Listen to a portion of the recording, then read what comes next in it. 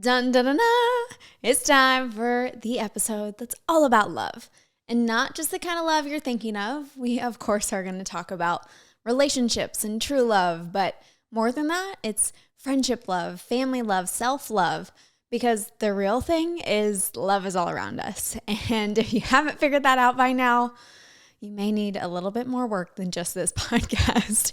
I did have people send in a bunch of things because relationships do surround us, and how love is in our lives and how it impacts our lives is so important. And that's why I decided to start out our love series where I just talk about a lot of things that you guys want to talk about, because this is, again, all for you guys. The whole point of doing this podcast is so I can connect with you guys, we can connect with each other, and we make things a little less difficult in our lives. That's always the hope.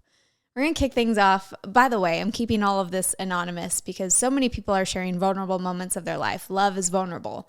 Love is difficult. So I'm not going to put anybody on blast with their names, but I do want to share their stories and their questions and all kinds of things. We're going to kick things off talking about trust and authenticity in relationships. I had this person reach out because they're going through therapy, and this is the next phase of their therapy chapter where they're focusing on relationships. And it's so interesting because so much of what we're taught about relationships is, you got to communicate and find the right partner and everything will work itself out.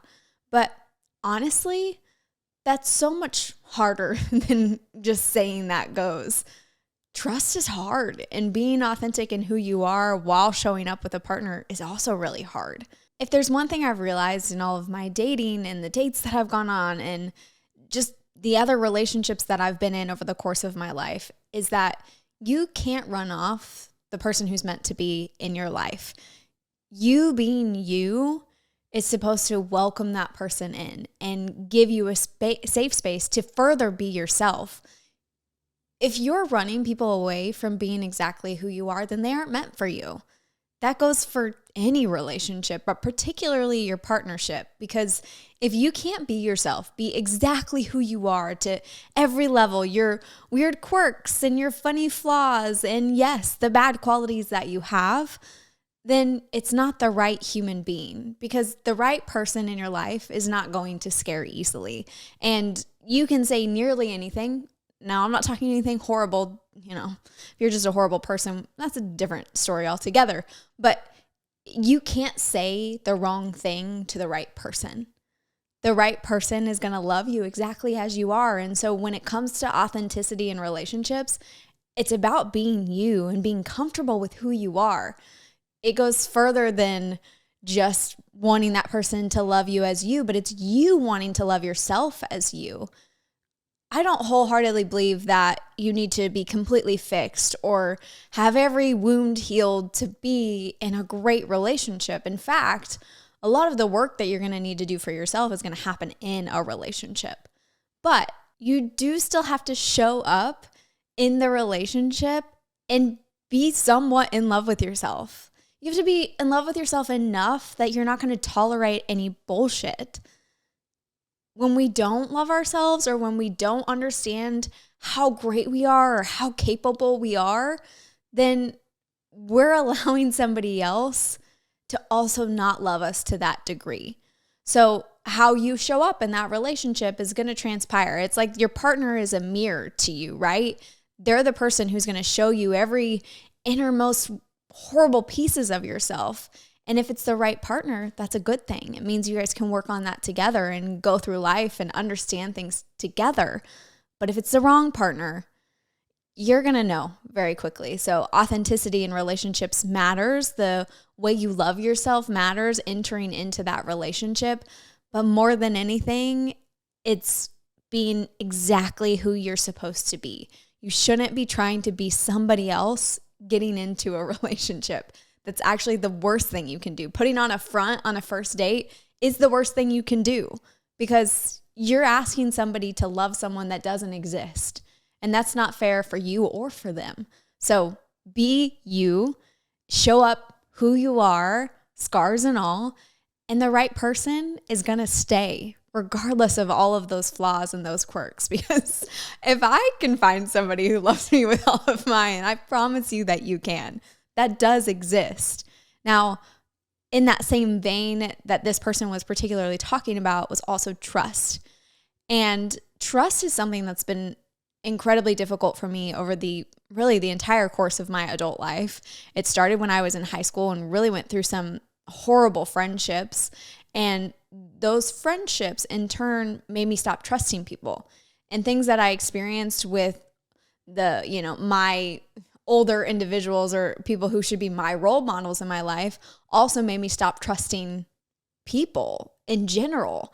And so my trust in humans was very low from a very young age, and it only continued into adulthood. I don't know if you guys have seen the world today, but it's difficult to trust people. It's difficult to believe that people are good or that they are inherently good or they will do good things. We often see now that there's a lot of bad and there's a lot of hard in the world thanks to social media.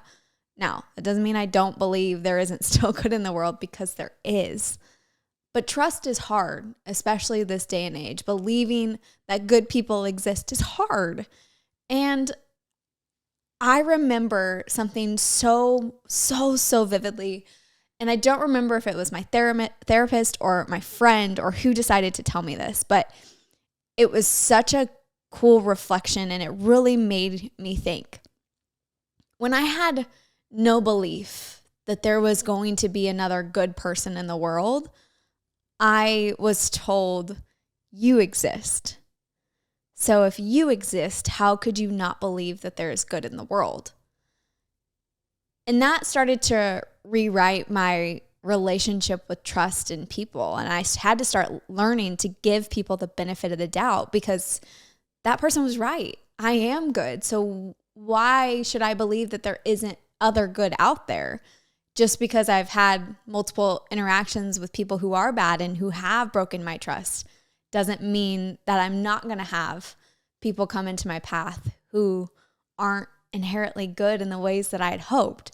So that particular phrase started to really reframe things in my mind and allow me to believe that, one, there was good in the world, and two, because there's good in the world, there are going to be people that I can trust.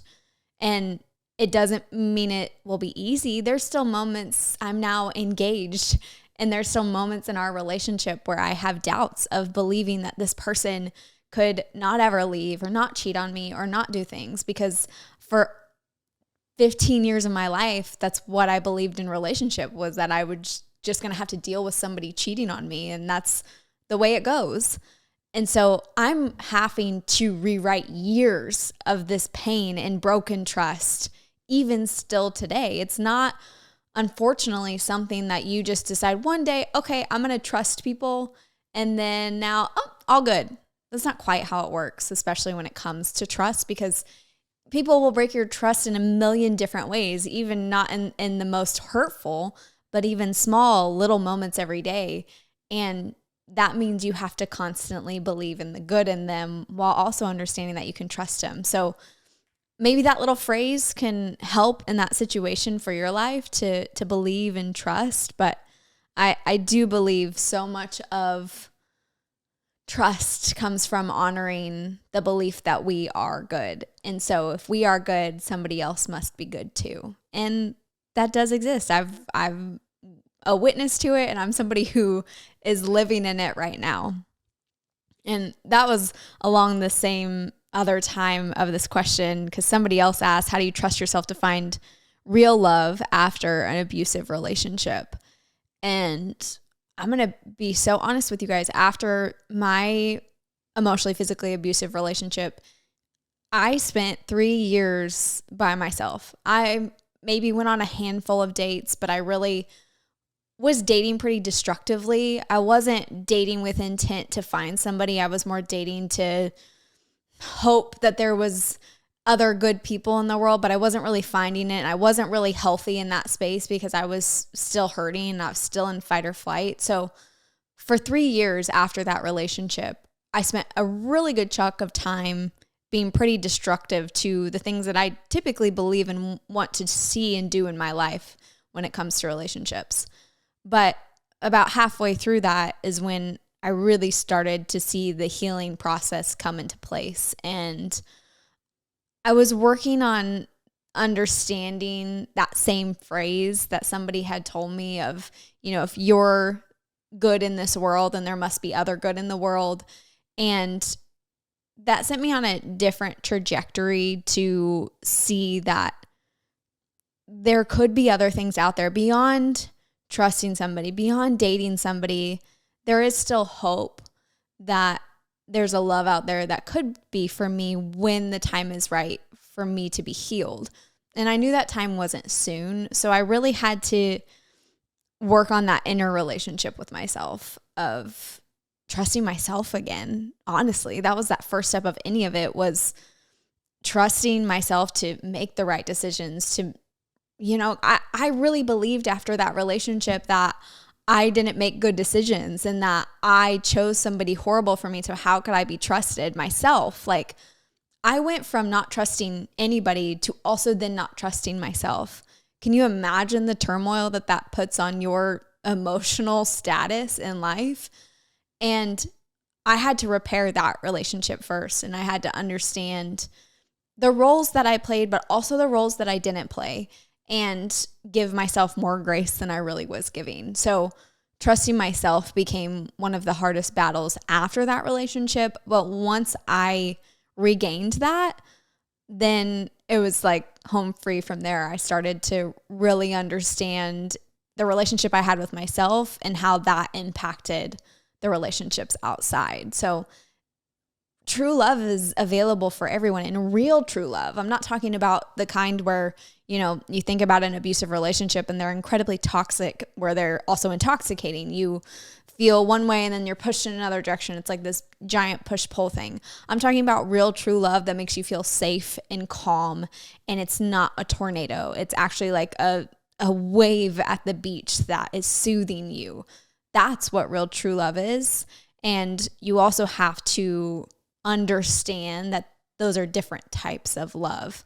And the toxic one is not the one that you want to spend the rest of your life in. So reframing those relationships within yourself will be huge for you to get to that next step, to even start to want to date again, let alone opening up yourself to find the real love that I think at the bottom of your heart does exist. How long did it take you to give yourself permission to let your guard down after meeting him? Him referring to my fiance, Mr. B. It took me a long time. Honestly, there was still it's still a running joke between us, because I want to say we were about 6 months into our relationship and I still was waiting for the other shoe to drop. And he was so wonderful that there was just so much in the back of my mind sitting like, this is too good to be true. There's no way this is who you are. And when is it going to change? And it's really funny because the whole time when I would say that, he would be like, I promise you, I'm going to show you for the rest of your life that this is exactly who I am. And I'm never going to change. You're seeing me. This is me. This is who you get. And he's been a wonderful reassurance when I've had those moments. But it's funny because it still exists. He would say often, towards what I didn't realize was him proposing, he'd be like, okay, so if I put like a ring on your finger, are you going to believe that I'm not going to leave? Is that going to be the moment where you like realize I promise I'm going to stay? And I was like, well, maybe, I hope so. And we got proposed. We did the proposal, and that night I was like, so I guess you really aren't leaving, huh? And he's like, I've been trying to tell you that in so many ways. And I was like, I don't know. He's still we're not married yet. And he just looked at me and rolled his eyes. So I think there's always going to be a part of me that's afraid of people leaving. That's really what it is more than anything. After everything I've been through, is that one, somebody's going to hurt me in a huge way, especially somebody I give my heart to, because I do give my heart pretty freely. I'm a very loving, empathetic person. So I just want to give love because I want to receive love. And that's who I am. And I've always been. I've never shied away from being that person. But I realize now, even being in this healthy, beautiful relationship, that there's always going to be this inner piece of me, no matter how much I've worked on her, no matter how much I've given her safety and allowed her to feel good again, there's always going to be that inner piece of me that thinks somebody's going to leave. And maybe that's also just being human, because at the end of this life, people do leave. And that's hard for me to reconcile with a lot of the time too. So I don't know that that is ever truly going to go away. That being said, having a partner who not only loves me in his love languages, but understands me in mine and how I need to be reassured and how I need somebody to sometimes hold my hand and walk me through things is a huge piece to this whole puzzle, because I had been with partners before who never done that for me. I'd been doing it for them, but I never had somebody who could safely allow me to even be willing to let my guard down. There was always a guard. There was always, at the end of the day, there was like this, my heart was in the tower. I was protecting the heart and the heart couldn't get out. But with him now, my heart is out freely, while also still knowing that it could get broken one day from the end of life, from life's cruelest intentions, unfortunately.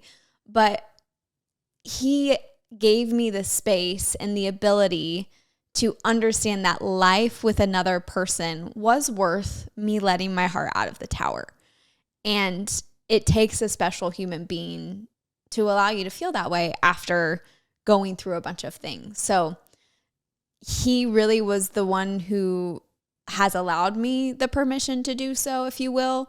But a lot of it was me and accepting that I was finally safe. Even still, when the moments are, I give him a hard time that he's going to leave me, but he won't. And I know that, or I wouldn't have said yes to him, and I wouldn't have looked at rings with him. He was the only guy I ever looked at rings with because of how safe and secure that I felt. And that was very telling all along. What about overcoming anxiety when you're finally in a healthy relationship? Goes along with what we're just talking about here. And I'll further add that I actually think it's really healthy to be anxious and nervous in a healthy new relationship. One, because it means that you're understanding this is a different situation. And two, because you're protecting yourself. At the end of the day, we do have to look out for ourselves, and we do have to protect ourselves. And, you know, there's plenty of stories out there where somebody's a nice guy or a nice woman for 6 months, a year, a few years, and then all of a sudden they're a completely different person. So I think it's human behavior to be anxious and to be worried and be concerned. But much like the conversation I had to have with myself when I got into the relationship with my fiance, and we were about 6 months in and we were starting to live together, I had to have a conversation with myself and be like, if you really want to pursue this, if you really want this relationship to work, then you have to allow him the chance to make it work. I couldn't keep putting up the walls, and I couldn't keep creating my safe boundary and my tower of my heart if I wanted the love and relationship that I truly desired. And he had given me so many signs and so many green flags and so many great moments to believe in him. He showed me his consistency. He showed me the security, the safeness. He showed me everything I needed to know. And the only thing that was stopping me from really embracing the relationship was me.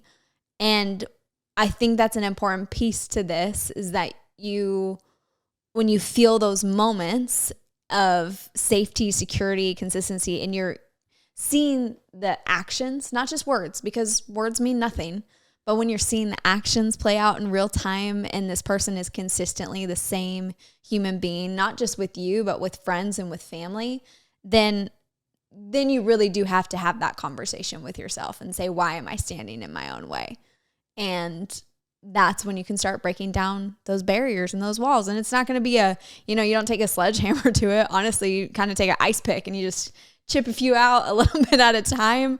And then one day you wake up and holy crap, you've sledgehammered the whole wall with an ice pick. So it will come in waves and in moments, but you do have to get honest with yourself when the time comes. If it's new, you're still learning, you're still understanding, but when the time comes, and you'll know, your body knows, your heart knows, have that conversation so you can start to move forward.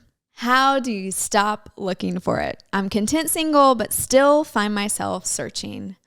Oh, this is so tough. Okay, let me say this first and foremost, because everybody loves to say when they get into a relationship and tell singles and tell the people in their life who don't have their person, they say, when you stop looking, it will find you. Let's cut that narrative really quick, because while there is truth to that, the reality of telling someone to stop looking for the one thing that their heart desires is not going to help anybody. So let's reframe this. And instead, I'm going to say, stop controlling.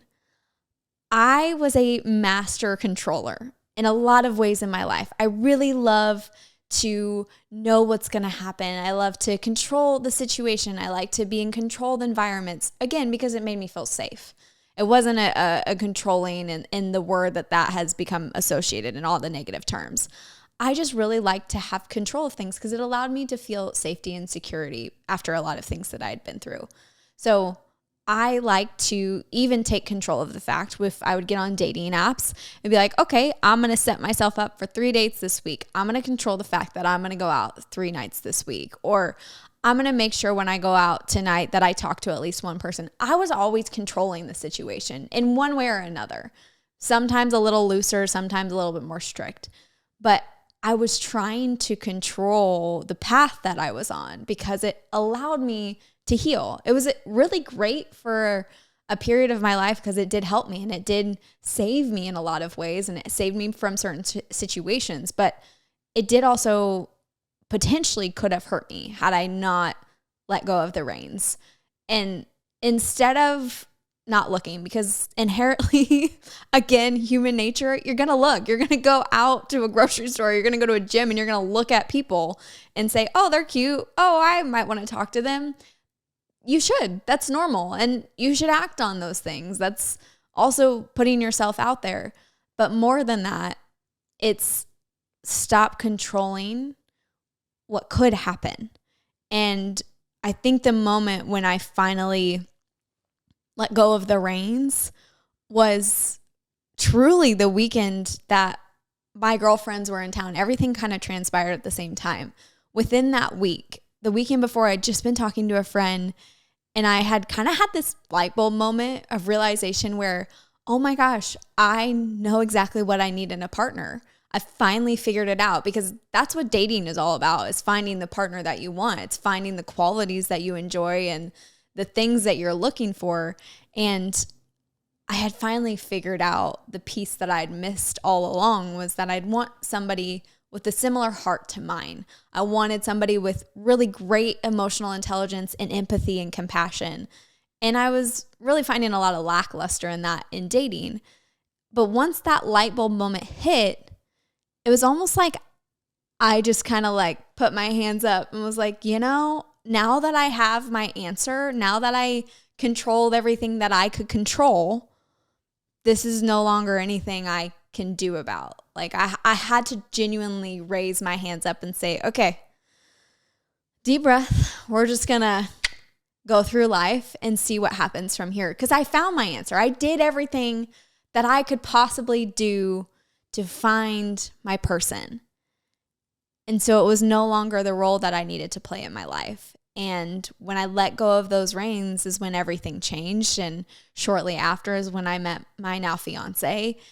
And it had so much to do with that. So I'm not going to tell you to stop looking. I think you should keep looking. I think if you see somebody out and you want to talk to them, talk to them. If you want to give your phone number, or you want to go on a dating app, do it. That doesn't mean you're, all of a sudden not looking. I think what you do need to do, though, in most cases, is let go of the reins and stop doing so much. Stop controlling so much. Just enjoy your life, be in the present moment, and accept what is going to come, and the right person is never going to miss you.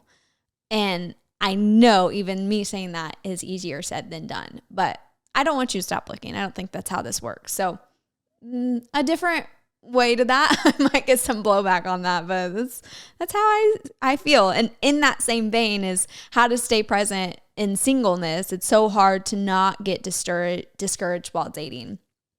And truthfully, I understand that. There was so many moments of my life, especially in my 20s, where I would just be sitting on my kitchen floor and start crying randomly, like, what is happening to me? Because I felt like I was behind, right? I looked at a lot of my friends from college, and I shouldn't say a lot of them, all of them, the ones that I had lived with in college, every single one of them was married. They were on kid 1, kid 2, kid 3. And then there was me, and I was still single. I hadn't even found anybody. I was thriving in other ways, but I really felt like I was behind the 8 ball in so many different categories. And so there were several moments that I felt this, but truly letting go of those reins was really the moment where I felt so much freedom in being single. But more than that, in that last year, truly, I would say like I was really trying my best to just do things that made me happy. Really, like at the end of the day, I stopped trying to focus on what I didn't have and really focus on what I did have. I had, my incredible pets who I absolutely adore, and I'd take Remy on hikes and we'd go on trips with our friends, or I'd go and try a new hobby, or I'd pick up a different cooking. I cooked a lot, and so much of what I found in that was doing things that I loved allowed me to stay more in the present moment because I had so much love around me. How could I possibly be focused on the one love that I didn't have? And it really helped majority of the time. I'm not going to lie to you and say it helped every single time. There were still moments, there were still wedding invites that I got that was like a blow to the chest, or a post on social media, and then your whole feed is babies and engagements, and then there's you. I'm not going to tell you that it works every single time, but I am going to tell you that it helped. Not only did it help me in those moments to know that I had other things and know that I had plenty of love in my life, but it also allowed me to be the person who I was meant to be before my partner came in my life. That was the advantage that I had.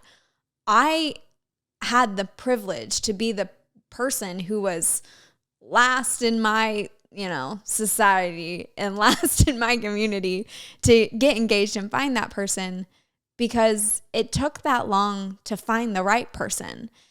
And I'm so glad that I waited, because the right person, gosh, if I got engaged or married to anybody that I had dated before, you wouldn't see the same girl sitting here today. And there's a reason for that. So rushing any of that process is also not going to get you the result that you want. And also knowing that helped. I don't know about you, but I knew plenty of couples who were really happy and very much in love, and I knew plenty of couples who weren't. And I knew that I wanted to be one of those couples that was very much in love and happy years later. And that was my goal at the end of the day. So I wasn't in a rush to make sure I'm on the other side of that and be the couple that was unhappy just because I needed to get married. So that thought also helped me in a lot of those moments. But more than anything, just find things that you love, do things that make you happy, and surround yourself with other kinds of love, because other kinds of love exist. And we're also speaking of dating. So let's talk about that first date. What do you do on a first date? Do you get dressed up? How do you be? Because you did hear me say you need to be exactly yourself. Now, I will say I did not show up on my first dates looking like a gremlin like I normally do, or in my daily uniform. And I very much wish I would have on several of those, but I didn't. I did at least try to look my best, because presentation does matter. I don't think you need to overdo anything. I think you should still be exactly who you are. Like you're seeing me right now. This is what I would wear on a date if you're watching this on YouTube or on social media. This is what I would wear on a date. And I think an outfit like this is great. I also think if you want to wear yoga pants and sweats, then you should do that because again, the right person is never going to pass you up even if you're wearing yoga pants and sweats. Heck, I don't know how many people I'd meet when I'd be wearing onesies out at the bars when I'd just want to be comfy. So wear whatever you want, whatever makes you feel the most comfortable and makes you feel the most confident. But beyond that, for a first date, I don't stick to any of these rules that think you should go on a dinner for a first date or you must do drinks or go for a walk or get ice cream. There's honestly no perfect first date. First dates are awkward. It doesn't matter what you do, the first date is going to be awkward. You may have great conversation once you get into it, but leading up to that and the moment of getting there and the moments of anything happening, it's awkward. You're meeting a new human for the first time, probably because you met them online, or if you're lucky, you met them in person and you're actually meeting the real version of them versus the person that you met out in real life. So they're awkward, they're uncomfortable, and you just have to accept that. And then from there, do again for the date what makes you feel comfortable. If it's getting coffee or getting a drink, then do that. If you really want to have dinner, do that. I'm going to tell you also, eating on a first date, very awkward. I don't know how many times I would order things and be half eaten because I was trying to take little teeny bites. One, to not get anything in my teeth. And two, because I was trying to talk at the same time. So it's all awkward. If you embrace that awkwardness, it does help. I wasn't very good at that. I was actually terrible at embracing awkwardness. I really hate uncomfortable situations. So you'd see a lot of what you're hearing and watching right now where I just talk a whole bunch because filling the void makes me feel better. So there's not really a typical one, but maybe that helped you embrace what dating is. It's also fun, right? I often said when I was dating, you do it for the plot. Those stories live with me for the rest of my life. On the hundreds of first dates that I went on, they have lived within me and they'll live through me for the rest of my life. So at least you got stories to tell. Speaking of getting into partners when you start dating, this person asked how to become more communicative with my partner. I have issues handling it all myself. Well, honestly, it shouldn't be all yourself. If you're trying to communicate with your partner, you should both be in that. It takes two to tango, that old saying. You should both be communicating with each other. But I think if you were not a communicative partnership to begin with, then you have to open up the lines of communication. You got to start somewhere, right? So go to your partner. I'm hoping it's a safe situation where you can go to them and say, hey, I really want to start having these conversations and I want to address stuff and have open communication moving forward, but you have to open that line of communication first. You can't expect somebody to read your mind. So you do have to set the precedent. And once the precedent is set, then hopefully the communication follows. And I'm just going to tell you right now at the end of the day, it's just with anything you should do in life. You have to be your own advocate. You have to be the representative of yourself. And if you're not doing it, who is? I know that it's difficult to tell people multiple things over and over again or to hope that they got it after the first try, but communication and partnership is so much more than that. And it's understanding that the other person that you're with is supposed to be your partner, your team partner. You're supposed to do things together. And if you're always just saying things and hoping for them to understand it or they don't get it, and then you get frustrated, it's not going to end up working in the way that you hoped. Because if you look at a football team, right? Okay, I've been having to watch so much football this past year. If you look at a football team, what happens when they don't communicate with each other? It's a disaster and you end up yelling at the TV, right? Well, the same thing happens in relationships. If you guys are on 18 different pages, you think you're going to get a touchdown? You think good things are going to come from that? It won't, because it's about being a team and working together to fight the enemy, which could be the problem that you guys are having. At the end of the day, even if you guys are on opposing sides of a problem, you're on the same team. So how can you come together? And understanding that is a huge part of working on that communication with your partner. But it starts with opening a line and being an advocate for you and for your partner.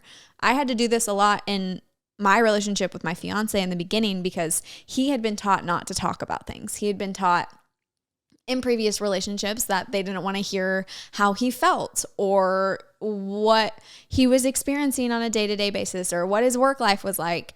And I was like, I'm going to cut you off right there because that's not how this is going to work. I want you to tell me how your day went. I want you to tell me how you're feeling. I want you to tell me if I pissed you off. I need you to communicate, over communicate, in fact. And we'll even have check-ins with each other. Like we had a massive ice storm that just happened in Nashville. And after the whole thing happened, we sat down together and we finally were like in the house after days without power, staying in a hotel, emergency vet visits, and just a whole combination of crazy things. And we were finally like warm in our house. And we just kind of looked at each other and was like, that was crazy. But also, did I show up okay for you in that? How did we do as a partnership in that? And asking those kind of questions is a game changer because neither of us really had anything to share. We were both really appreciative of each other and we both did well to work as that unit. But more than anything, it was just even having the ability to share if something was wrong. It was me creating the space, him creating the space for there to be a safe and open line of communication. I keep saying open line of communication. I feel like a telephone reporter or something, but hopefully that helps get you on a journey that communication can be a front runner in your relationship because it is important. I used to say it's the number one most important thing because I felt like it was, but I would say it's probably top 5. Communication is a game changer. If you're not talking to your partner, then who is? All right, we're going to get into the older girlies, as somebody called it. She said, don't forget us older girlies who are divorced and still trying to find the right love. And then continues, we've got how to figure out what love is again in my middle 50s and is it worth it? And then you've got somebody who's single, 7.5 years, she's 44 and over the apps. How can I put myself out there to meet people? And that same line, how do you open yourself to opportunities to meet men? So all in the same category. But first of all, I'm going to say this right now. I'm not at that later stage of my life yet, so I can't fully attest to it. But getting engaged at 32 to me seemed like incredibly late in life at the time, right? Like when this is all happening, I'm like, oh dang, like I mentioned, I have friends who are on their 3rd baby by now, and look at me. I'm just now getting engaged. So society loves to tell us our timelines and tell us when and where we should do things. But the reality is that's not how life works. And at the end of the day, everybody has their own journey, their own path, their own story that they're creating. And your timeline is inherently yours. And you are the only one who gets to decide when and where something happens and if it's going to happen and if you want it to happen. I believe fully that love can exist in every single decade with multiple different types of people and ages.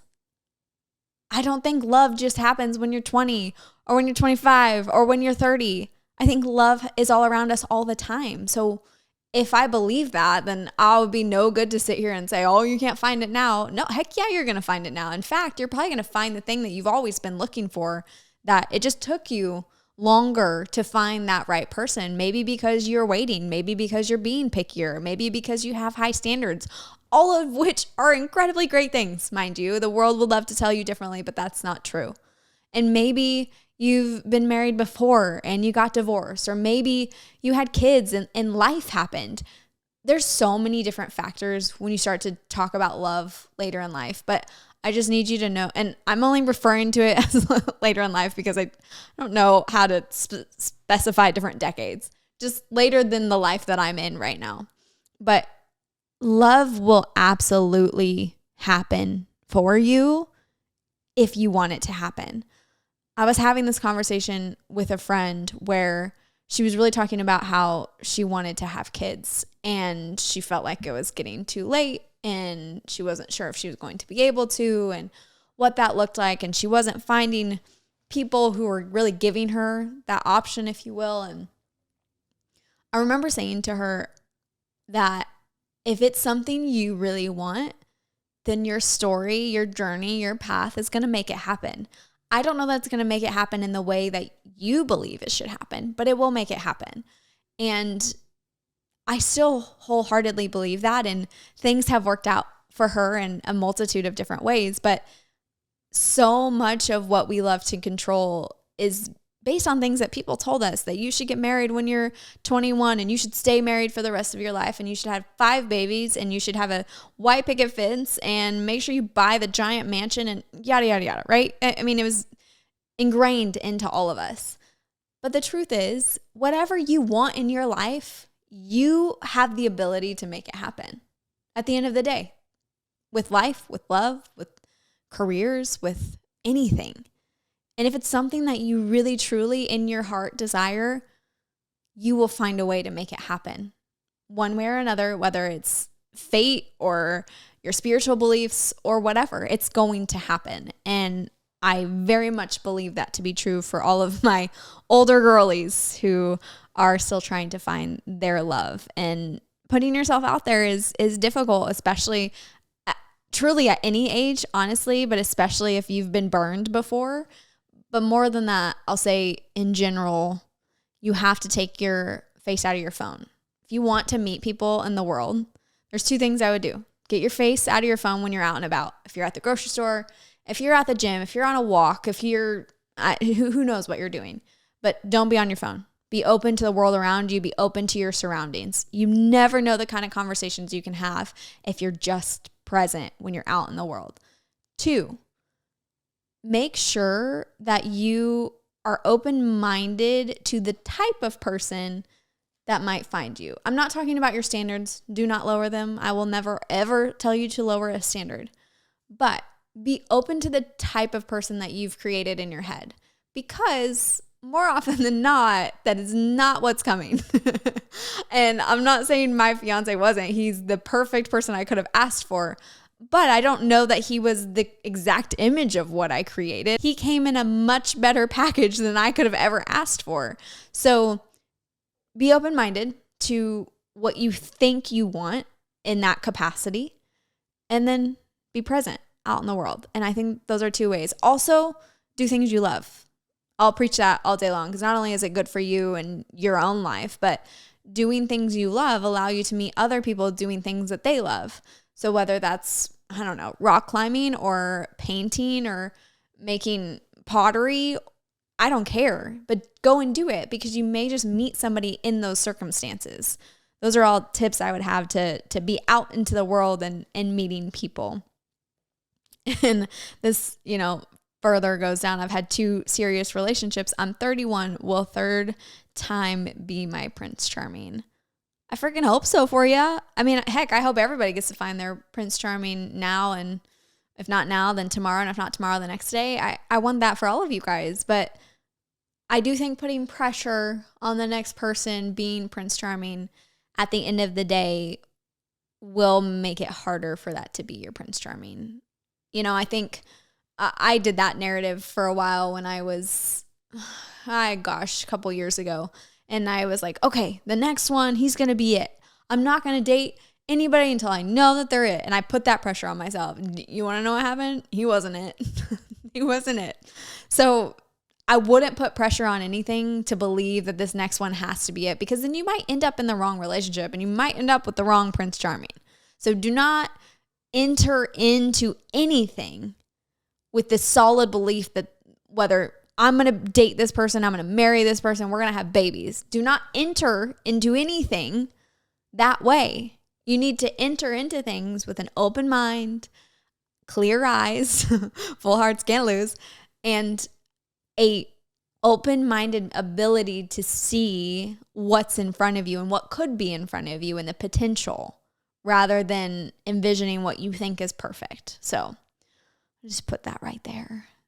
Talking about some friendships now, feeling like all friendships are surface level, even with longtime friends. There's this part of me that realized as I've gotten older that I think this is a lot more common than we love to say. Right? Being an adult is hard, first of all. It's hard to be an adult, and they don't ever really prepare you for it anywhere on the long line of places that they send us when we're kids.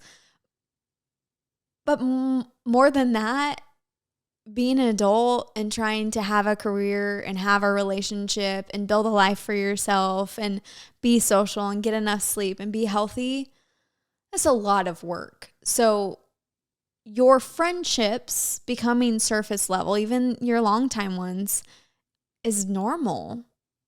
I'm not saying you have to live with it that way, but it is normal because you've become busy. They've become busy. And then it just kind of feels like checking in randomly and, oh, I'll see you maybe in a couple months. But there is somebody who I've had on this podcast who she said something that I really, really loved. And she was talking about community. And she said, if you want to have community, then you have to embrace being inconvenienced. And I sat with that a while because I was like, dang, being inconvenienced really sucks when you're an adult. I'm not going to lie. There's a lot of things there, but there's so much truth to it, right? Like, it's hard to keep friendships when you're older, especially if you have kids, especially if you're in a relationship, especially if XYZ. You got a demanding job. I mean, add it to the list of things. It's hard to sustain friendships. And that's why having community can be inconvenient. And you should inconvenience yourself to have community. So I would look into those friendships. One, see, are you putting in a lot of work and they're not? Then that's a different conversation. See, if none of you are putting in work, then that's also kind of a different topic. But if you're the person in this who isn't inconveniencing yourself to have those friendships, there might be something that you can adjust to make those friendships not feel surface level anymore. You really have to find ways to incorporate friendship in your daily life. Everybody deserves to have friends and have friendship. You should have friends and friendship outside of your relationships and your career and everything. They're incredibly important to your well-being. And you might have to find new ways that those friendships exist, right? Like, there's one friend who I will go and run errands with. We'll go and shop and do the things we need to both do together. And that's how we catch up and we both get things done. Or I have friends that I'll go walking with because we're all trying to get healthy and we do that. I've had friends that I cook with because I want to cook healthier meals. And I've incorporated those friendships further into my life that way. Or we'll set a date for game night 4 weeks in advance because I need to make sure it's on my calendar. But I'm always still making it a priority whenever I possibly can manage.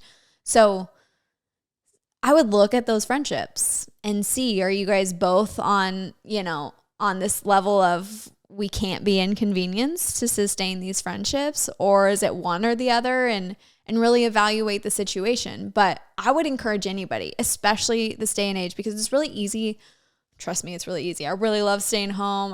I like staying in my sweats and sitting on the couch and not doing anything. It feels really, really good. But that being said, there's the other day when something random popped up for my fiance and I to go and meet up with friends.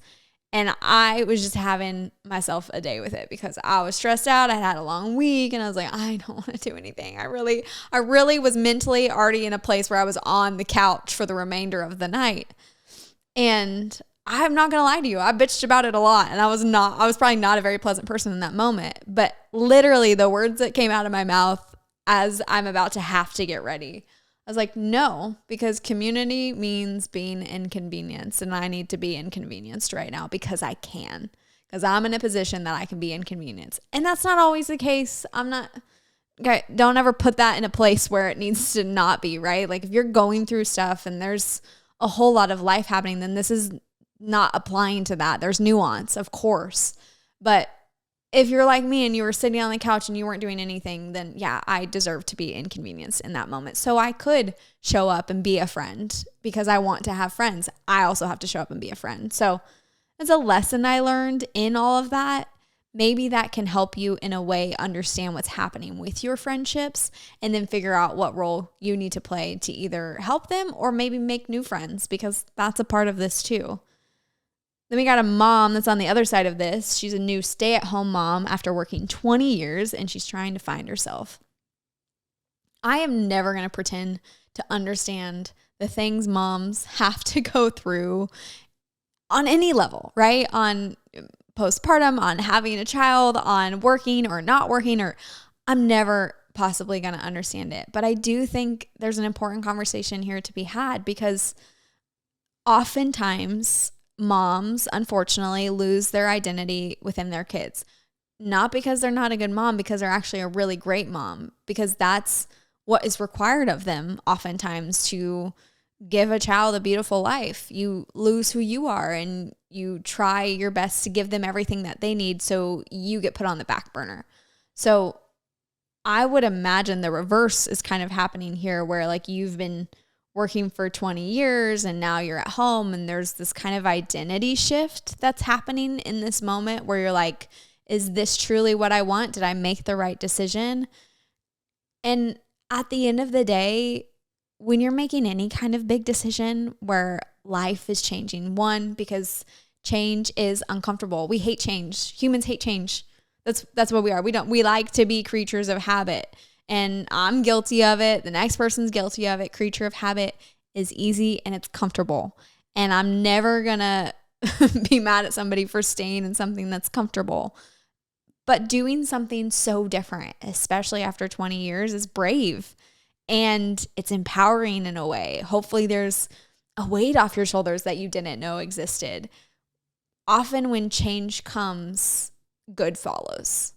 Because if you were brave enough to make the big change, there was a reason for it. And that reason for it is going to reward you. So while I understand you're in this new identity, just changeover of trying to understand what this means, I hope you give yourself the grace to know that you were brave enough to make that change for whatever reason, for whatever you needed to do for your family.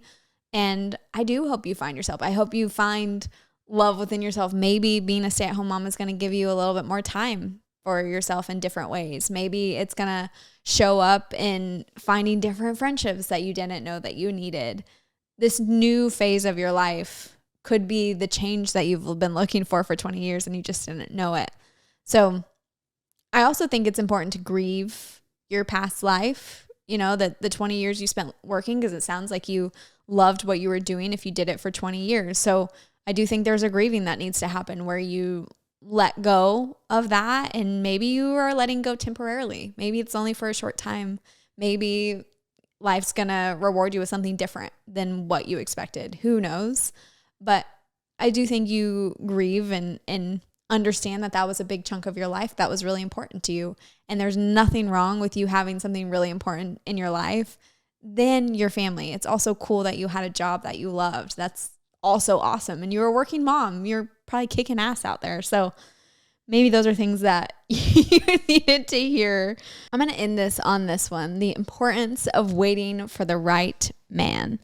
So I'm a big believer in this in friendships and relationships, really in any relationship that you choose to have in your life, because you are who you surround yourself with. Your entire life is impacted by the people in your life. How you view the world, how you see your surroundings, your mental health, your physical health, your emotional well-being. All of it's impacted by the people you surround yourself with. And that's why I'm a full believer in keeping your standards and be picky about who you let into your life. I think those are really important things. And understanding why you've chosen those people to be a part of your life also matters. It's wild to think anybody would allow somebody in such a vulnerable place in their life, right, as the role of a partner, without truly believing that this person can do everything you possibly need to happen when the time comes. Because if you truly think about it, your partner is going to see you through the death of your parents, maybe even of your grandparents, maybe of pets that you have. They're going to see you grieve job losses. They're going to see you go through many of life's tumultuous things that you're going to experience. This partner has to show up for all of that. That's what the requirement is when you're entering a relationship. That's what you're agreeing to, is to be a teammate. And I can't possibly fathom why anybody would want a teammate at the end of the day that can't sustain and be the support system that they absolutely need in all of those scenarios. I know how it happens. I know that life happens, and I know that there's incredible circumstances where you end up with somebody that wasn't the plan, or you meet someone and you thought something and then they turned out to be different. But once you know that, you got to find a way to do better, right? You got to find a way to find this person, because choosing the right teammate for the rest of your life is one of the biggest decisions you get to make. It's one of the things that you do have control over, right? There's fate and there's spiritual beliefs and there's all kinds of things when it comes to meeting the person. Everybody says this and that way of how it happens. But you get to decide if you're with that person for the rest of your life upon meeting them. And you should choose the person who's going to do everything to make you feel loved and cared for and supported and safe and secure. Like, that is what it's all about. That's what matters. And you should feel about your partner in any situation, bad or good, just like if you were to pick up your phone and call your best friend to fill them in on the news. That's how you should feel about your partner. You should feel excited and comfortable and not afraid to tell them anything. And not afraid that if something's going to happen, that they're not going to have your back, or they're not going to support you, or they're not going to show up in the way that you need them to show up. Not just show up, but show up in the way that you need them to. Because love is the only thing we get, really, in this life at the end of the day. That's the price that we pay for living, is love.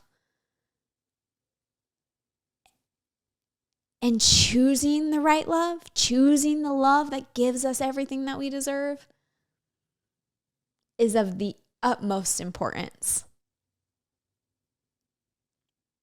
And it's truly one of the only choices you get in this life. There's a lot of things we truly don't get to decide. We don't get to decide when we come into the world. We don't get to choose where we're born, or how it all happens, or what school we go to. None of that's really our choice, right? Heck, even life demands different things of us. So really, a lot of circumstances in life are not truly chosen. But the one thing you do get to choose is your partner, is the person that you're going to choose to spend the rest of your life with. And why wouldn't you choose someone who makes you feel like when you're on the Titanic and your arms are wide open and you're screaming, I'm on the top of the world? Why would you not want that? That's what love's supposed to be. That's what it's supposed to feel like. And if you're listening to this and if you're in anything other than that, I hope you do something about it. Maybe start having uncomfortable conversations. Maybe you leave a relationship. Maybe you start seeing the value that you bring to this life. I love the quote, "There are so many mediocre things in life. Love should not be one of them." I am a huge believer in that. I'm a huge believer in love, and I'm a huge believer that love exists all around us all the time. And that's why I did this episode. And I hope you guys enjoyed it. I hope you got something from it. Maybe you're like, well, this is a crazy person. I don't know. But I do enjoy talking to you guys. I enjoy talking to a camera, and hope that one of these moments can help you on a trajectory to change your life. Because at the end of the day, that's all that matters. That's all we got. We got ourselves. And I got you. You got me. We got each other. I think that should be a song. Kind of is a song. It's like the Barney song. It's all on my mind right now. But thank you guys for being here. Thanks for listening, enjoying this episode. Go with love. Go enjoy the world. Be present. Be open-minded. If you're dating, there's hope. There is the person out there that you're looking for. If you're in a marriage, keep fighting for that marriage. If you love it so much, and find ways to make that marriage even better. And if it's a friendship you're after, then be a friend, to have a friend. And if it's family, I hope you find the love within the family that you're looking for. And that is where I leave you. Love you all. Happy Valentine's Day.